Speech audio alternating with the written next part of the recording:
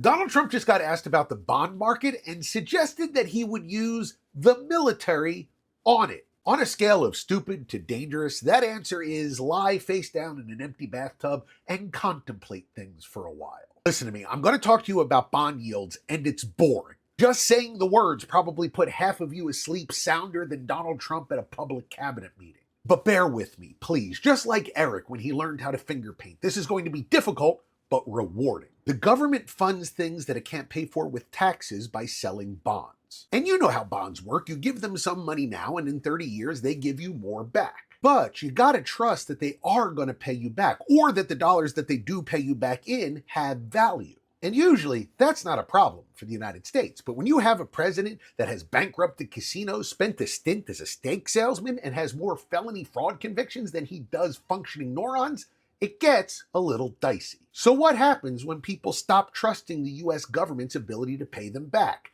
Bad stuff happens. Real bad stuff. Let's get into it. By the way, my name's Jay Black. I'm a comedian. I do 2 videos about news and politics every single day. If you like what you're seeing, please consider subscribing. It comes down to this. The less people believe you can pay them back, the higher the interest rates have to go. So if the government sells a bond for $1,000 at 4% interest, at the end of 30 years, they have paid back $2,200. At 5%, that same $1,000 costs the government $2,500. But who pays that extra money, by the way? You do. Although not if you're a billionaire. If you're watching this on a super yacht somewhere, don't worry, Donald Trump has you taken care of. When bond yields rise, everything gets more expensive. Mortgages, car loans, credit cards, they all rise right with it. So economists tend to care more about what's going on in the bond market than they do the stock market. The old saying is that the stock market is a story, but the bond market is a novel. Bonds are the clearest measure of how the whole world thinks that the United States is going to perform as an economic entity. A good number for bonds is about 4 to 4.5%, where they were for most of the Biden administration. Economists start getting worried when the bonds start to push to 5.